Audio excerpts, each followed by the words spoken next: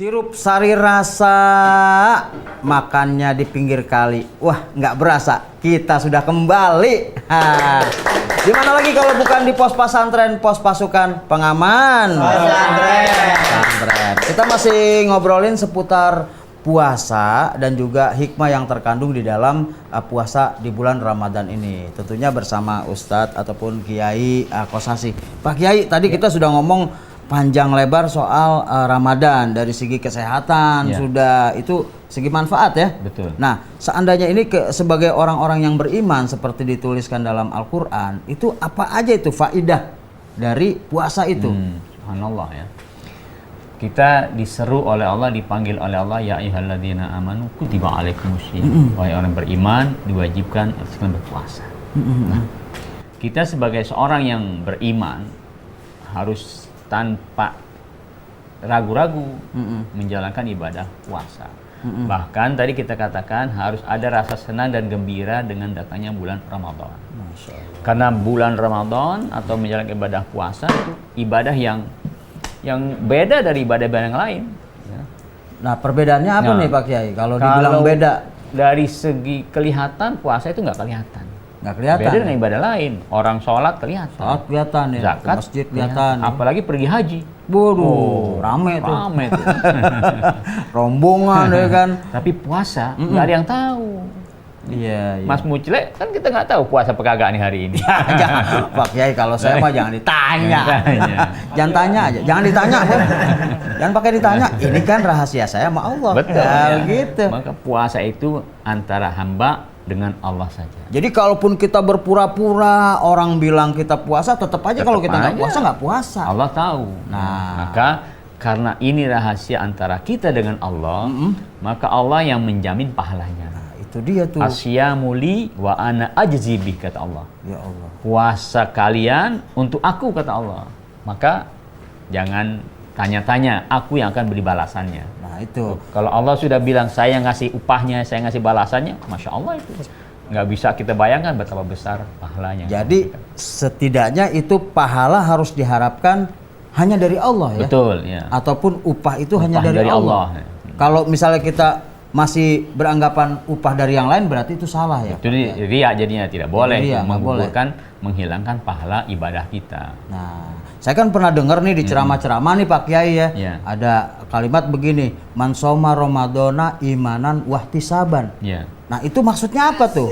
Imanan wahtisaban. Ya pernah dengar ceramah doang di majelis taklim sebelah. Itu gimana tuh maksudnya? Itu artinya begini, orang yang puasa didasari dengan iman, keyakinannya kepada Allah. Oh gitu. Wahtisaban, karena dia hanya mengharap upah pahala dari Allah. Nah, itu ujung hadisnya. Ghufira lahu ma taqaddama min dzambi. Pahalanya salah satunya adalah Allah akan ampuni dosa-dosanya. Itu baru sebagian saja itu upahnya. Baru sebagian kecil aja. Baru sebagian dari upah Allah Subhanahu wa Ta'ala. Berarti kalau kita puasa niatnya mau ngurusin badan, niatnya mau ngirit-ngirit makanan misalnya. Itu salah berarti. Salah itu. Itu sudah otomatis ngikut kalau kita puasanya karena Allah. Nah, itu dia. Jadi emang banyak banget ya hikmah yang terkandung di puasa ya. Apalagi di bulan Ramadan ini kata Nabi, man taqarraba fihi bi khaslatin minal khairi kana kaman adda fardhah. Kalau kita ngerjain yang sunat di bulan Ramadan, itu sama bandingannya seperti kita mengerjakan yang wajib di luar Ramadan. Jadi umpamanya kita sedekah nih di bulan Ramadan. Sedekah nih. Itu sama seperti kita melaksanakan sedekah wajib di luar Ramadan. Artinya pahalanya dilipat gandakan oleh Allah. Loh, bagaimana kalau kita mengerjakan yang wajib? Umpamanya sholat wajib, zakat wajib, dan yang lain-lain, kewajiban yang lain.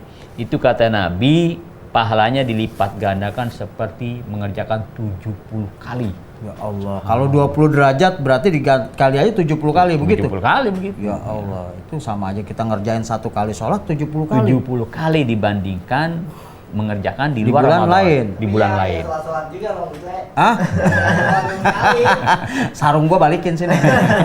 Jadi kalau emang banyak sekali itu utamaannya. Banyak keutamaannya ya Pak Kiai ya. Nah, makanya orang harusnya nih ketika datang bulan Ramadan, itu kan manfaatin itu. Kalau perlu sebulan itu. Nah, ini kadang-kadang kalau datang bulan Ramadan udah malas kerja jadi tambah males, ibadahnya apalagi. Padahal harusnya lebih bergairah. Lebih bergairah ya. Nabi dulu bersama sahabatnya kebanyakan peperangannya di bulan Ramadan.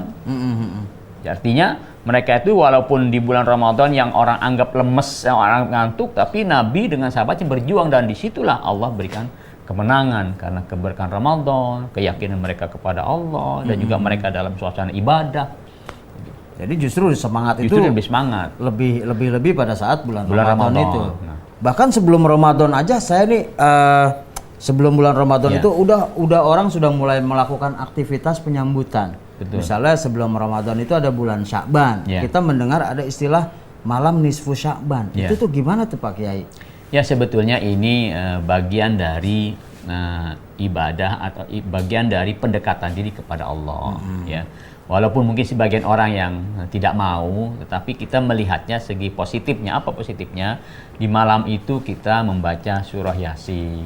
Di malam itu kita berzikir kepada Allah. Di malam itu kita mengucapkan banyak kalimat-kalimat tauhid la ilaha illallah. Kan itu semuanya baik. Ya. Semuanya baik, kemudian kita berdoa kepada Allah. Jadi bagi mereka yang memang menjalankan ya silahkan.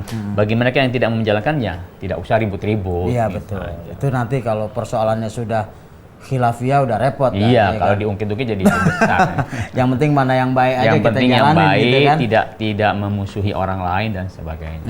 Tapi kalau sebelum puasa Ramadan ada yang melakukan puasa nih. gimana, Assalamualaikum. Pak Kiai? Waalaikumsalam. Waalaikumsalam warahmatullahi. Oh, iya. Waduh, siap komandan. Siap. Pimpinan. Silakan duduk. Aduh, terima kasih nih. Jarang-jarang nyuruh. Aduh, kalau nggak apa-apa kalau saya kan sebagai bagian keamanan di sini memang tugasnya disuruh-suruh Pak Ustadz gini. Depan masih kotor. Oh, depan masih kotor. Kamar mandi masih kotor Masih juga kotor tuh. juga ya. Job tambahan. Jauh tambah.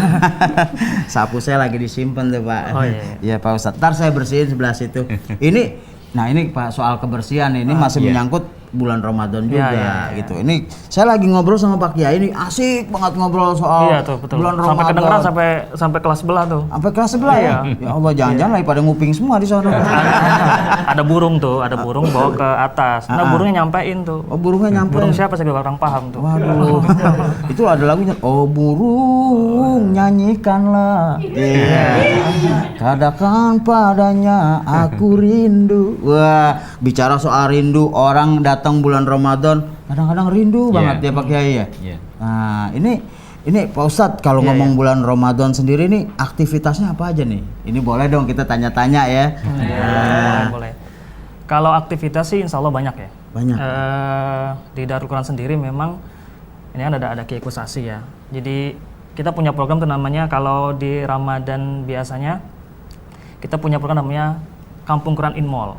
Kampung Quran in Mall. In Jadi Mall. ini konsep sebuah gerai yang kita kemas secara apik nih ya, secara bagus. Di situ ada orang bisa baca Al-Quran di situ, orang bisa konsultasi di situ, bisa bicara tentang puasa, nanya tentang keluarga dan sebagainya. Kalau dia bawa anak-anak, itu bisa anak-anaknya bisa bermain. Bisa bermain, terus bisa sambil bisa mungkin nyusun puzzle, terus bisa mewarnai. Ya. Di situ juga kita taruh macam-macam foto-foto kepedulian lah, yang mengajak masyarakat untuk peduli. Nah, di Sabtu dan Minggunya kita biasanya mengadakan lomba-lomba. Ada lomba, ada musik, ada lawak dan sebagainya. Jadi Ramadan in Mall itu jadi sebuah program yang memang kita kemas. Masyarakat pada saat ke mall tidak hanya belanja, Nah ini, nah, ini tidak hanya menarik. jalan-jalan, tidak hanya mejeng, tapi mereka bisa sambil dapat Al-Quran. Nah luar biasa nih Pak Kiai. Ini sebuah pemanfaatan yang luar biasa dari bulan Ramadan. Mudah-mudahan ini Momennya menambah tepat, mudah-mudahan menambah keberkahannya. Tapi kita akan lanjutin lagi nih Pak Ustadz, Pak Kiai ya. Ini obrolan semakin enak. Kita